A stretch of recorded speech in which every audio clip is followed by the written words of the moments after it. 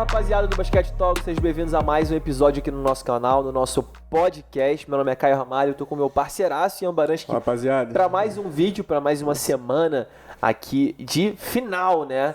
Na verdade, chegamos ao momento. Realmente chegou agora na final da NBA. O Milwaukee Bucks foi o último time aí a vencer final de conferência, né? Venceu a final de conferência da Conferência Leste, né? Venceu o Atlanta Hawks por 4-2 e vai enfrentar o Phoenix Suns na final da NBA, uma final totalmente inesperada, totalmente inédita, mas muito, muito foda. É que eu tenho certeza que ninguém imaginou no início da temporada que a gente teria. E se alguém imaginou e apostou, tá rico. Eu vi um tweet de um maluco, mas assim, há anos atrás, ele falando Finals de 2021, Bucks e Suns, acho que o Bucks sendo campeão, algo assim. Mas, tipo, claro.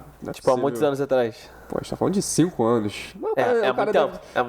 É muito louco de se pensar. Mas chegou o momento. Vamos ver o que vai ser aí desse matchup que vai ser interessante. O jogo acontece amanhã, na terça-feira, amanhã de noite, né? Hoje, segunda-feira, a gente não tem jogo.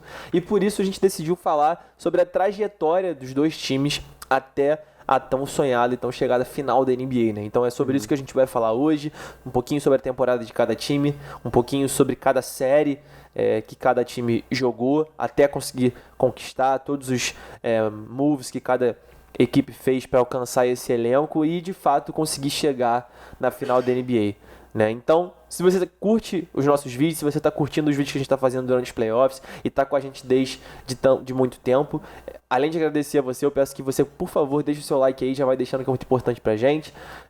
Compartilhe esse vídeo com o maior número de pessoas possível. Se você chegou agora, se inscreve no canal. E se você já tá com a gente e ainda não se inscreveu, se inscreve no canal, isso é muito importante pra gente. Ativa o sininho para receber as notificações, para poder você ver quando a gente dropar vídeo novo. E no mais, vai lá no Instagram também, @BasqueteTalks, conteúdo diário de basquete da mais alta qualidade. Se você é do Instagram e chegou aqui agora, por favor, se inscreva no canal e dê like pra gente, beleza? A gente já tem mais de 100 vídeos aí no canal, muita coisa maneira, e vamos continuar fazendo coisa maneira, se Deus quiser. Sem dúvida. Beleza? Vamos falar sobre o Milwaukee Bucks. Vamos começar na Conferência Leste, né? O Bucks que já vem há alguns anos com o Giannis sendo um time bom, um time consistente, um time que já teve a melhor temporada, teve a melhor recorde da temporada, se eu não me engano, por 2 temporadas seguidas ou por 2 temporadas. O Giannis vem sendo muitas vezes o jogador mais dominante da temporada na NBA, não é à toa que foi 2 vezes MVP. Tem Chris Middleton, que é um dos melhores chutadores que a gente tem da liga, e com os anos passando foi se tornando um defensor muito reliable, como a gente diz, né? Muito confiável, além de ter mais atributos no seu jogo, além de um chute parado, ele consegue criar arremesso do drible, consegue abrir espaço, consegue jogar muito bem no jogo de 1 contra 1. Então, consegue criar, né? Essa dupla Giannis e Middleton sempre dando certo em temporadas, né? A gente teve o Brook Lopes, que é um jogador que já está no Bucks, se eu não me engano, algumas temporadas, 3, 4 temporadas, e é um jogador que traz um chute de fora, é um jogador muito grande, né? A gente tem algumas críticas com relação ao atleticismo dele, ao número de rebotes, mas principalmente rebote. Mas tem outras coisas que ele de fato entrega dentro de quadra, né? O Bucks sempre foi um time, pelo menos dos últimos anos, que sempre é um time tido como muito atlético, né? Jogadores muito atléticos, até porque o principal jogador deles era assim, vide Giannis. Esse ano a aquisição do Jrue Holiday, que fez uma temporada maravilhosa no Pelicans, apesar de não ter chegado longe, foi muito importante para o time. O maior lugar em que o Bucks sentia falta ali, uma maior posição, pecava, né? era a posição de armador, né? E o Jrue Holiday, de fato, preencheu perfeitamente. É um jogador que tem uma altura muito boa para a posição, 1,90 m, longo, atlético, defende muito bem o perímetro. É um jogador que pode defender muito bem armadores muito habilidosos, como a gente viu ele fazer durante a pós-temporada. Consegue criar o próprio arremesso, tem um ótimo jogo ofensivo, tem um bom jogo de armação, inclusive para achar os companheiros. Então, encaixou ali, a gente viu encaixar um Big Three ali em Milwaukee, né? O Big Three não tão inflado como a gente na teoria tem, e foi muito por conta disso que a gente falou que a pressão acabou saindo um pouco do Bucks por conta da atenção que a gente deu para outros times da conferência, como o Brooklyn, né, que realmente formou um super time. E tanto que a gente falou que o Bucks tinha essa fama de ser leão da temporada regular e chegava nos playoffs e acabava pipocando. Isso. E talvez muito por conta dessa atenção que a gente deu para outras equipes, que o Bucks realmente também conseguiu chegar assim mais longe do que, é o que a gente fez em outras temporadas. A gente falou inclusive isso, se eu não me engano, antes da temporada, da pós-temporada começar, dos playoffs, que a gente chegou a comentar isso aqui no podcast. Olha, o Bucks não tá tendo aquela atenção que costuma ter. Isso é muito bom pra eles. Favorece eles. Isso é muito bom, porque tira o Giannis daquele spotlight, né? Vamos dizer assim, tira ele daquela luz ali, deixa ele jogar mais tranquilo, sem muita pressão. E basicamente foi o que a gente viu na primeira rodada, né? O Bucks ele se classificou em terceiro na Conferência Leste. 46 vitórias, 26 derrotas, aí somente abaixo do 76ers e do Brooklyn Nets. E a gente viu uma Conferência Leste muito disputada nesse ano, né, com muitos times que a gente não esperava ver jogando muito bem, como o próprio Knicks, o próprio Atlanta, o próprio Charlotte, chegando a play-in, o Indiana. Né? Então a gente teve alguns times que de fato vieram muito mais preparados. A gente teve algumas decepções, como o Miami e o Boston, que eram equipes que foram finalistas de conferência no ano anterior e que foram irreconhecíveis, muito por conta de lesões também. Não vou nem falar do teu Boston, mas acho mais pelo Miami. Tipo, o Boston a gente sabe que perdeu o Jaylen Brown. Agora o Miami até então tava com o elenco completo. Não, perdeu o Jaylen Brown, Tatum e Kemba durante a temporada. Os três durante a temporada ficamos sem. O Miami até ficou sem o Jimmy Butler também no início da temporada, mas chegou assim, cara, chegando no playoffs, não era de se esperar que, por exemplo, o Bucks, que todo mundo sabe, varreu os caras, os vice-campeões da NBA no ano passado. Essa foi a primeira série do Bucks, né? Foi o primeiro desafio que o Bucks teve. Desafio, né? A varrida. E é exatamente isso que a gente falou, né? O Bucks, ele fez alguns moves muito interessantes, né? De novo, trouxe o Jrue Holiday, a gente draftou o Jordan Nwora, que é um jogador que não sei se a galera lembra, a galera que gosta de draft, se eu não me engano, ele era de Louisville. Muito bom, alto, chutador. Pegou o PJ Tucker também, ótimo defensor. Que fechou da diferença aí durante os playoffs inteiros. Pegou o Bobby Portis, que é um jogador que vinha crescendo ano após ano e no Bucks se mostrou muito eficiente, talvez um dos jogadores mais eficientes que se tem no Milwaukee Bucks. Joga de 4, tem um chute muito bom, é um jogador muito atlético, forte, grande. A gente viu nos últimos jogos como ele foi importante aí pro Bucks, né? Você tem o Pat Connaughton, eles manteram o Pat Connaughton aqui, é basicamente um faz-tudo, é um Caruso do Bucks. Se ele precisar se jogar em bola, ele vai se jogar, se ele precisar defender, ele vai, se ele tiver que chutar tudo que bola, ele vai chutar. Acabou sumindo por conta também da lesão do DiVincenzo, que a gente sabe que... Dante DiVincenzo, que era muito bom. Que era titular nesse time do Bucks, mas por conta e que eu gosto dele e merecia de fato ser titular, né? Mas que acabou aí de fato lesionando, né? E aí o Bucks ficou numa rotação de 8, no máximo 9 jogadores ali, né? E aí a gente vê a primeira série, o Miami que chegou bem capengando, teve uma pequena melhora no final da temporada regular, né? A gente teve a caída de certos jogadores, tipo o Tyler Hero da temporada passada pra cá, nem se sabe dele, o próprio Duncan Robinson. Duncan Robinson teve uma boa temporada no geral, assim, mas o Tyler Hero foi um cara que de fato deixou muito a desejar. O Jimmy Butler não foi aquele game changer, né? Embora a gente saiba que o primeiro jogo tenha sido algo muito bizarro. O Jimmy Butler faz uma bola para ir para prorrogação logo no primeiro jogo lá em Milwaukee, e a gente pensando, essa série não vai ser fácil. Eu dei essa prediction. Eu falava que o Bucks ia ser perigoso por não estar no spotlight, mas eu achava que o Miami ia dar trabalho. E quando aconteceu o primeiro jogo, mesmo com a vitória do Bucks, o Miami chegou numa prorrogação, foi o primeiro jogo, eu falei, olha... vai dar série, vai ter jogo. Vai ter série, pode ser 4-2, pode ser 4-3, mas vai ter série. O Miami não vai largar o osso de cara. Por quê? Porque eu acreditava e ainda acredito no Jimmy Butler como um jogador que tem um poder de liderança muito grande. Eu acreditava que o Ben Adebayo poderia fazer um puta trabalho em cima do Giannis.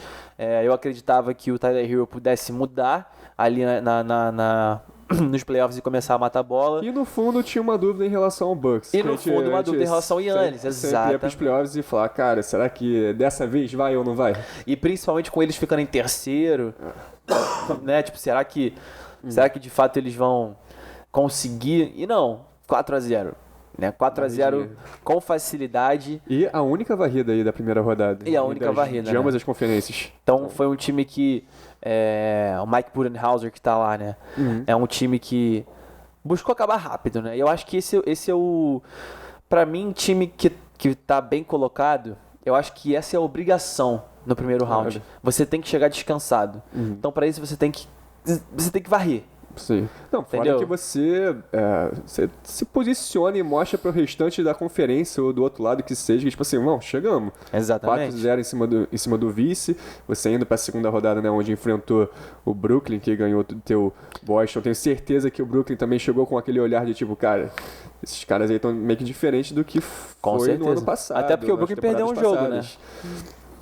Pro teu Boston acabou perdendo. Claro que na segunda rodada a gente teve aí Milwaukee Nets, teve a caída do Irving já no início, também o Harden, que no primeiro jogo já ficou acho que nem um minuto em quadra também, se lesionou.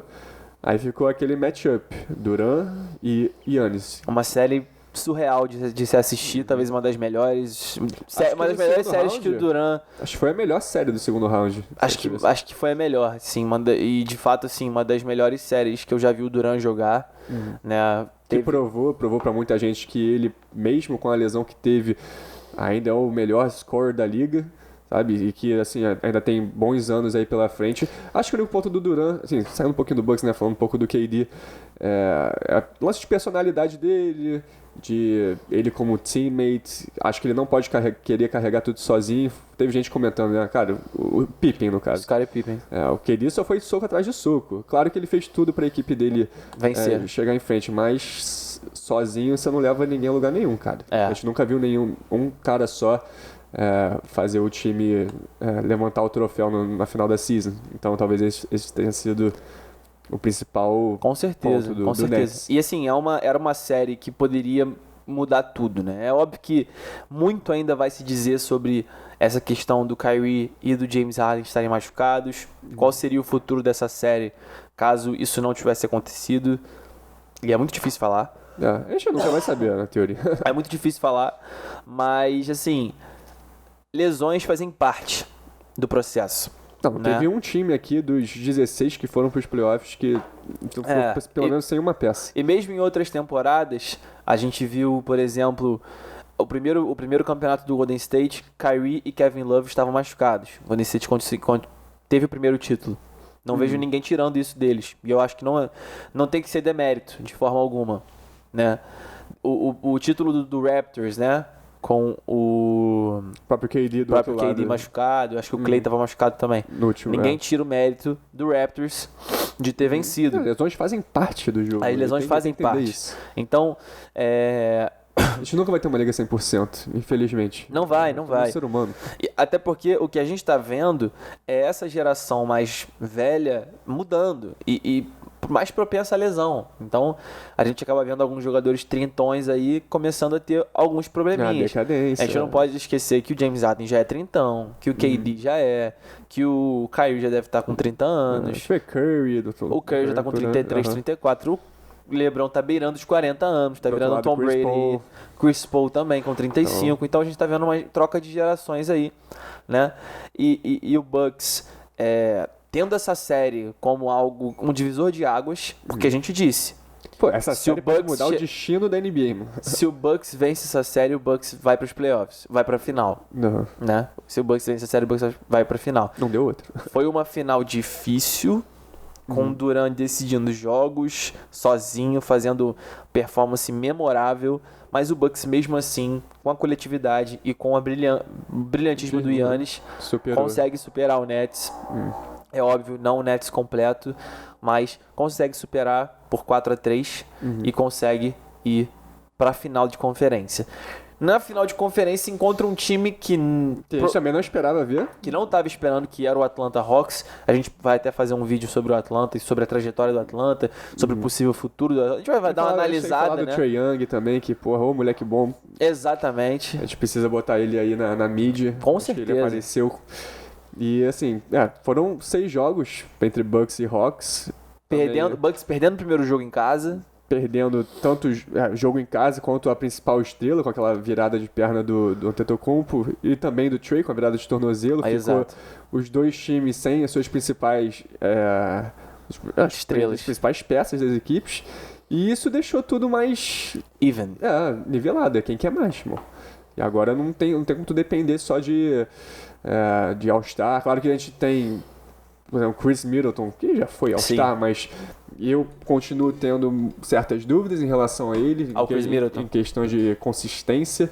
A gente precisa ver, claro, em momentos grandes ele realmente apareceu, mas tem outros que ele precisava assumir essa responsa, mas o elenco inteiro do Bucks, a gente falou de Brook Lopes, o próprio Bobby Portis saindo do banco, são caras que realmente compensaram aí esses co-stars. Com certeza, e assim, isso... Aí que a gente começa a ver a coletividade e a mão do técnico, né? E a gente sabe que o Atlanta vinha de uma puta pós-temporada, né?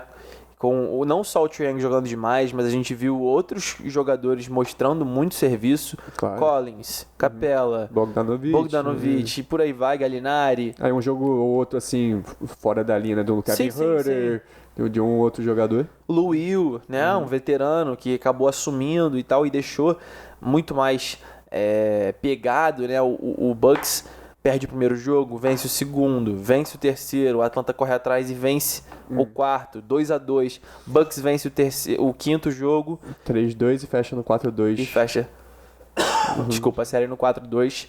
E vai para as finais, baleado, entendeu? Sem a sua estrela principal. A gente ainda não tem certeza se o Giannis vai de fato jogar ou não essa final, mas é algo que não acontece desde 1974, que o Milwaukee Bucks não chega numa final da NBA. Perdeu o teu Boston, né?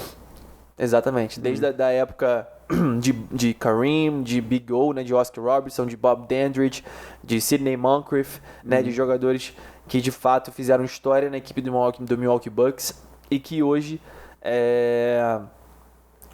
consegue chegar na final da NBA contra um outro time que agora a gente vai falar, que é a trajetória do Phoenix Suns, né? O Phoenix Suns, que era um time que... A gente já brilhava um pouquinho. Deu sparkles ali, né? Deu faísca na bubble, né? Se a gente lembrar, o Phoenix Suns chegou aí pra bolha e foi o time que não perdeu, né? Devin Booker jogando absurdamente, DeAndre Ayton jogando muito bem, Cam Johnson já estava jogando muito bem, Cameron Payne. A gente já conseguia ver um futuro nesse time, mas faltava uma peça e de repente na off-season eles trazem, na minha opinião, o melhor armador puro da liga e para mim o melhor armador que impacta o jogo dos companheiros, né? Eu não tô falando que é o melhor armador da liga, eu ainda boto o Curry na frente, ainda boto o Lillard na frente, mas o terceiro e o armador de fato.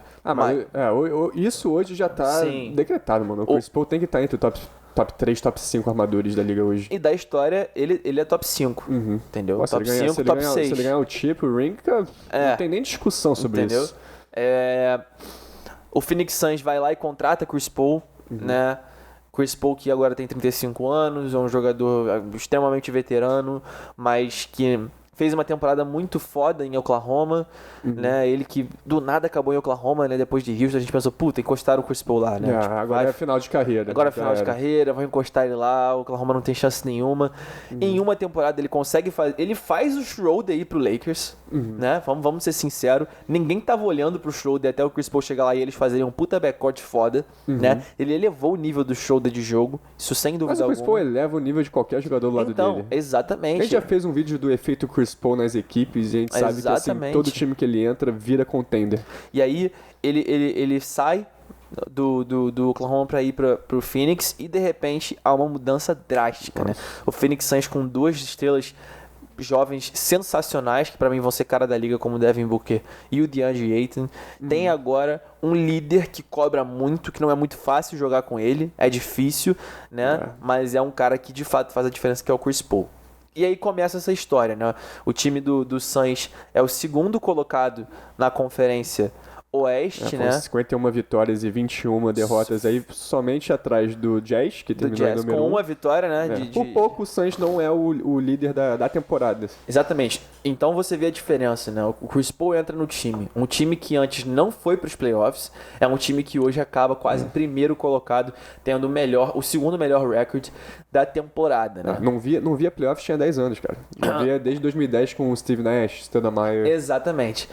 Aí o Suns chega na final, chega na primeira rodada e enfrenta o atual campeão da NBA, né? É engraçado, né? Os times que estão chegando na final eliminaram os finalistas da final passada anterior. na primeira rodada. Tanto o Suns eliminou primeiro o Lakers, quanto o Bucks eliminou o Miami. Ah, por que será?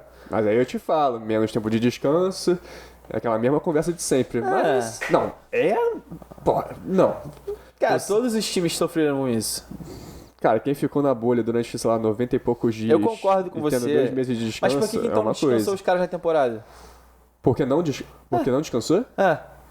Porra, é aquilo, é dinheiro. É patrocínio, assim. Então o problema é dele. O Kawhi fazia lá aquele load management. A gente fala de Kawhi não fazia o load management? Por que não fez também com os dois, com o Anthony Davis e o LeBron? Quis jogar, quis ganhar dinheiro. Deveriam, mas é porque durante a temporada inteira aí também... Teve um lance, tipo, eles não machucaram nos playoffs. Já vem desde machucaram a temporada, mas porque jogaram muito jogos aí chegou naquela correria, play-in, caraca, o Lakers vai entrar, não vai entrar, e de repente consegue, elimina lá o Golden State do Curry, que também ficou de fora. Mas chega aí na primeira rodada e cai aí de 4-2. O Lakers na época contava aí com o LeBron e o Davis voltando de lesão, ambos não estavam 100%, mas havia uma esperança do atual campeão de fato conseguir passar do Suns, caso essas duas estrelas estivessem jogando seu melhor basquete, né?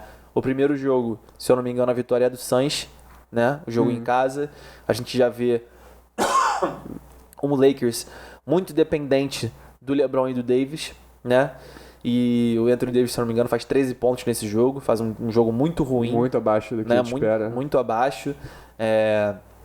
Aí a gente começa a ficar naquela dúvida, o Lakers vai... Não, o Phoenix abre 2-0, se não me engano.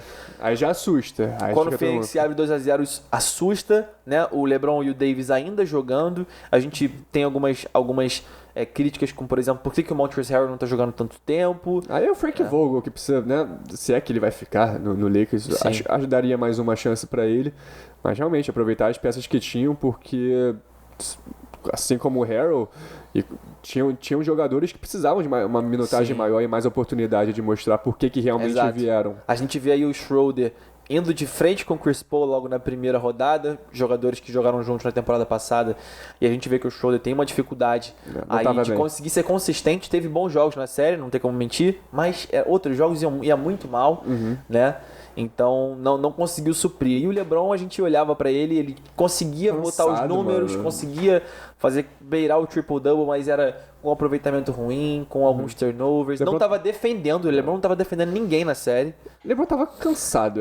Sinceramente, ele falou, cara, com esse time que eu tenho... Você me perguntou uma vez, cara, olha o roster, tira o AD, vê o LeBron com esse time. Você realmente acha que dá pra levar essa galera até as finais? Não dá. Não dá. E acho que ele mesmo sabia disso e falou, cara... É melhor descansar por agora e na próxima temporada pensar o que fazer, pensar o que fazer, cuidar do corpo, né, durante a off-season, não vai para as Olimpíadas, vai jogar lá com o Toon Squad no Space Jam e foca aí para a próxima. Esse mês sai e no mês que vem HBO Max. Sai no HBO Max. Esse mês sai no cinema, né? Mas aí a gente vê o Lakers caindo. A primeira saída do LeBron em primeira rodada. Em 14 anos, se eu não me engano, né? 14 primeiros rounds. Pós-temporadas dele. E aí a gente primeiro tem uma dúvida, né? Chris Paul, logo no primeiro jogo, no segundo jogo, fode o ombro. A gente começa a pensar, puta, todo ano Chris Paul fode o ombro, ou fode alguma coisa. E aí, será que o Suns, sem o Chris Paul, consegue chegar longe? E aí o Suns encontra o Denver Nuggets, que veio cambaleando depois de vencer o Portland Trail Blazers num 4-2, né? A gente até imaginava que essa série chegava no jogo 7, tendo o Jokic como MVP, infelizmente com a falta do Jamal Murray, que faria muita diferença para esse time de Denver, mas tinha um ótimo armador no Campazzo. A gente contava com jogadores como Michael Porter era um jogador que tinha jogado bem na primeira série, então a gente esperava que ia dar mais trabalho. E a gente tinha dúvidas do que aconteceria. Será que o Denver passa? Será que o Phoenix passa? A questão é que o Chris Paul volta, joga muito bem. Essa série é porrada, mas o Phoenix Suns consegue passar. Se eu não me engano, é 4-1, né? Foi 4... Foi varrida. Não, foi varrida, foi, né? Foi 4-0. Sweep. Dói aqui, né? A gente vê um crescimento do DeAndre Ayton muito grande. A gente vê o Devin Booker jogando o seu melhor basquete. A gente vê jogadores... E a gente sempre falava sobre isso, uma coisa que o Suns era muito parecida com o Jazz, né? O Suns tem muita peça. Tem muita peça. Então, Michael Bridges, Jay Crowder, Cam Johnson, Cameron Payne... Todos eles apareceram quando necessário. Cara, é muito jogador bom. E o Denver já tem um time deep, só que o Suns é mais deep ainda. Porque o Denver a gente vinha com o Monty Williams, Monty Morris, Monty Williams, Will Barton. Will Barton, que voltou de lesão. Papo Campazzo. Substituiu bem, Monty Morris, e tinha peça boa, só que... A gente viu também, a gente falou também, pro Denver ganhar, o Michael Porter tem que assumir o segundo seu co-star. E ele não é que ele não vai ser um dia, ele não estava nesse ano com essa idade preparado para assumir o Millsap também não rendeu. O MPJ, que assim, a segunda temporada dele, ele que foi... Não jogou a primeira. Era pra ter sido draftado numa posição muito mais alta, mas por conta de lesão começou tarde ali com o Denver. E assim, pra segunda temporada, acho que também não tem que demandar tanto de um cara como ele, sabendo que Embora a gente tenha outros que tenham... A gente sabe que é exceção, mas outros que estão em segunda, terceira temporada que, né? Como? Trae Young. Trae, sim. Já na terceira, ele e Luka. Luka também, se tivesse time, puta que pariu. Mas é porque eles sempre foram a primeira opção, né? O MPJ era a terceira. A gente falando de Jokic e Jamal Murray. Então, assim, talvez essa... Mas é um jogador que, assim... Não, ele tem espaço ele pode assumir essa segunda. Eu tenho certeza porque, que ele vai ser o Jamal Murray assumiu a segunda, tudo bem, mas assim, o MPJ tem tamanho, atleticismo e possivelmente técnica pra ser talvez o melhor jogador do Denver Nuggets. Sim. Sabe? Só não é porque a gente tem o Jokic ali que é um absurdo, né? Que os atributos físicos dele, por mais que ele seja um cara bastante alto, caralho, ele é muito lento, muito pouco atlético, mas isso aqui é uma diferença absurda. O cara é diferenciado no nível hard. Exatamente. E aí o Suns varre e chega na final, né? E encontra o Clippers. O Clippers que, pra mim, foi o guerreiro dessa pós-temporada. Foi o que, assim, se recusou a cair. Ele falou, não, a gente não quer, a gente vai lutar até o final. Não importa, a gente vai lutar e vai lutar. Depois de tantas temporadas também, né? Eu sempre duvidei. Foram duas temporadas, né? Com Kawhi e Paul George. Essa foi a segunda. A primeira aí que decepcionou lá na bolha, acabou perdendo pro Denver Nuggets. Que tava extremamente embalado e completo. E essa, onde a gente viu vários times perdendo as suas estrelas, a gente viu ali o Clippers perdendo a sua estrela maior, que é o Kawhi, né? A gente viu o próprio Clippers na primeira rodada quase perdendo pro Dallas, virando a série. Começou perdendo de 2-0, aí virou depois com 4-2, 4 vitórias seguidas. Depois o Clippers pega o Utah, que é um time que era o primeiro colocado, que a gente botava como talvez o finalista da NBA. Eu adorava a temporada que o Mitchell tava fazendo e toda a equipe. Que eu acho que era o time mais deep, mano. Com certeza, ainda é. Sabe? Jordan Clarkson é melhor sexto homem do ano. Joe Ingles, Bogdanovic, Rudy Gobert, Mike Conley, Donovan Mitchell, Derek Favors. O próprio Defensive Player of the Year sendo o Gobert, o Donovan Mitchell que estava fazendo 35 mais pontos por jogo, mas ele teve lesão, ele teve... Não, ele não chegou não. Na pós-temporada não. Quem teve foi o Mike Conley. Na coxa. Que só chegou a entrar mais tarde, sim. E aí você vê o Clippers perde o Kawhi e a gente fica tipo... Acabou pro Clippers. E aí, Playoff P e toda aquela crew consegue passar do primeiro seed e chega na final para enfrentar o Suns. Quando chega na final, a gente fala, beleza, Clippers, já deu já, vocês já fizeram o que tinha que fazer. E aí, meu irmão, os caras conseguem lutar para perder de 4-2. Né? O Playoff P vai lá, ganha, se eu não me engano, um jogo em Phoenix, ou ganha os 2 jogos em Los Angeles. Mas enfim, eu sei que a série fica empatada em determinado momento, né? Mesmo o Suns conseguindo vencer, há ali uma resistência do Clippers, né? Que a gente sabia que o Clippers não tinha time para passar. É a mesma coisa do caso do Lakers, mas lutou. Lutou e lutou muito, né? E tinha vamos dizer assim, o playoff P estava saudável, né? Talvez se o LeBron tivesse saudável, ou só o AD tivesse saudável... daria pro Lakers ir mais à frente. Mas o Lakers acabou indo muito mal na pós-temporada e teve que pegar o Suns, o finalista desse ano. Ou seja, ia ser bem difícil, de qualquer forma, para um jogador só, né? E aí o Suns chega na final, depois de vencer ali de 4-2 do Clippers, de vencer de 4-1, 4-2, se não me engano, do Lakers, depois de vencer de 4-0 do Nuggets. Correto. É um time que é superior ao time do Bucks, principalmente sem o Giannis, embora se a gente fosse ter os dois times completos, o melhor jogador da série seria o Giannis, né? 2 vezes MVP, é um jogador que é um monstro. Defensive Player of the Year, né? Também. Melhor defensor do ano, exatamente. Então, o melhor jogador seria ele. Né? Com os dois times completos seria uma série absurda, mas a gente vai deixar para falar da série de fato amanhã. Sim, nossa previsão aí que amanhã tem jogo 1. Exatamente. Então deixa tudo mais quente, né? Perfeito pro momento. Exatamente. Hoje a gente só quis falar um pouco do caminho de cada um desses times, do que esses times enfrentaram para conseguir chegar na final, né? É uma final totalmente inédita, é uma final que ninguém esperava. E o quão bom isso é, né, rapaziada? É óbvio que tem muita gente que fica, mas não tem o LeBron, mas não tem o Durant. Mas a NBA não é só feita desses caras. Exatamente. A gente tem que entender isso. E a gente tem que entender, de novo, o que o Ian sempre fala, estamos passando por uma mudança. Se a gente não se acostumar com essa mudança, entendeu? Porque, rapaziada, o Trae tá em Atlanta, o Doncic está em Dallas. Vocês vão começar a se acostumar com outros times agora, outras caras.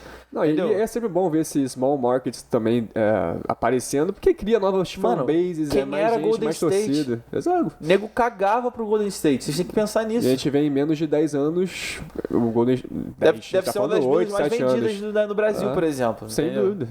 E hoje deve ser top 5, top 6 franquias da NBA. E que não era nada, então, assim... E que se tornou um lugar atrativo para jogadores, e isso pode acontecer para um Dallas, para um Bucks, para um Atlanta. É óbvio que Lakers, Boston e Chicago sempre vão ser aquelas franquias tradicionais, principalmente pra gente aqui no Brasil. A maioria dos times que passavam jogos, antes, né, de ter ESPN e tal, eram desses 3 times. Lakers, Boston e o Chicago. Né? Depois o Miami, até com toda a relação dos brasileiros com a Flórida, com o Miami, o Orlando, tudo bem. Agora, eu entendo, mas vai ser Phoenix e Milwaukee. Mas olha, rapaziada, as estrelas estão lá agora, o jogo tá mudando, entendeu? A gente vai ter uma era agora de bons times de Milwaukee, de bons times do Phoenix, de bons times de Atlanta, de bons times do Dallas. Agora, vai ter Lakers e Boston e Chicago? Sempre vai. O Chicago pode ser que esteja vindo numa crescente. O Boston já tem 2 jogadores para ser suas estrelas durante um bom tempo aí. O Lakers tem top 5 dos melhores jogadores da liga, mas tem por um tempo curto. A gente sabe disso. É o que eu falo sempre com o Ian. O Lakers sempre vai estar no spotlight porque tem o LeBron, que é o melhor, e o Davis, que deve ser o 4º, 5º melhor jogador da liga. Fora que é um lugar, por pouco tempo. Mas é um lugar atrativo. Sim, quem não gostaria de morar em LA.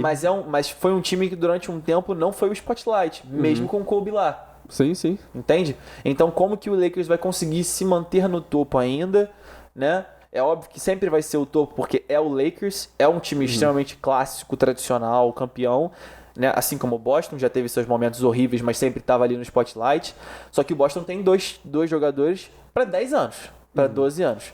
O Lakers tem um jogador para 5 anos, para 6 anos, que é o Davis, né? E o LeBron, entende? E claro que a gente fala assim de tradição, claro que é ótimo ver os grandes times aí também na mídia, no big stage, só que é a oportunidade de a gente viver a história, ver times como o próprio Milwaukee e o Phoenix finalmente, né, aparecendo e podendo se tornar o que é um Golden State hoje, é interessante não só para a liga, mas para o esporte. Com certeza. E isso a NBA dá aula disso. Então, vamos ver aí amanhã, a partir de terça. Amanhã a gente tem o primeiro jogo da final, rapaziada. Vai pegar fogo, pegar fogo. Transmissão aí ESPN e Band, né? Somente, exclusivo. Ou se você tem o League Pass. E, assim, amanhã a gente vai fazer um vídeo, de fato, agora só sobre a final. Previsão dos times indo um contra o outro. O que a gente acha que um deve fazer para ganhar. O que a gente acha que o outro deve fazer para ganhar. Então não perde esse vídeo, que vai ser diferente desse aqui. Hoje foi só a história de cada time. Pra amanhã, de fato, a gente entrar no combate, beleza? Então não deixe de assistir o vídeo de amanhã, já deixa o like desse vídeo aqui se você curtiu, se você deu uma relembrada, uma refrescada de como os times chegaram aí na final, né? E de todas as peças que foram importantes e toda a linha narrativa dessas histórias, muito legal, né? Já deixa o seu like, já se inscreve no canal, ativa o sininho para receber as notificações de quando a gente dropar vídeo novo. Compartilha esse vídeo com o seu torcedor do Bucks ou o torcedor do Suns que você conhece. Não deve ser muitos, mas talvez depois dessa temporada tenham mais, com certeza, né? E enfim, compartilha com seus amigos que gostam de basquete. Agradeço por vocês estarem aqui assistindo com a gente. Vai lá no Instagram @BasqueteTalks e segue a gente lá no Instagram, lá onde a gente debate, onde a gente posta as novidades, tudo que acontece de novo no mundo do esporte, a gente está postando lá diariamente. Então segue a gente lá, curte os posts, bota sua opinião lá, é muito importante pra gente. E claro, não esquece de assistir os vídeos e se inscrever, que é muito importante pra gente, beleza? @Ian Baranski, que é meu parceiraço de 2 metros, sou @CCarRamalho1, @Lohan.cara, meu melhor de todos os tempos. Obrigado, rapaziada, vocês que estão com a gente desde o início da temporada. Chegamos na final, primeira final que o Basquete Talks vai de fato aí cobrir, e eu agradeço vocês desde o início aí, desde janeiro que a gente tá junto. Eu sei que é pouco tempo, mas rapaziada que tá com a gente é muito importante, então eu agradeço pra caceta. E vamos fazer a nossa primeira final aí, beleza, rapaziada? Grande abraço, boa segunda-feira, boa semana, valeu! Get it.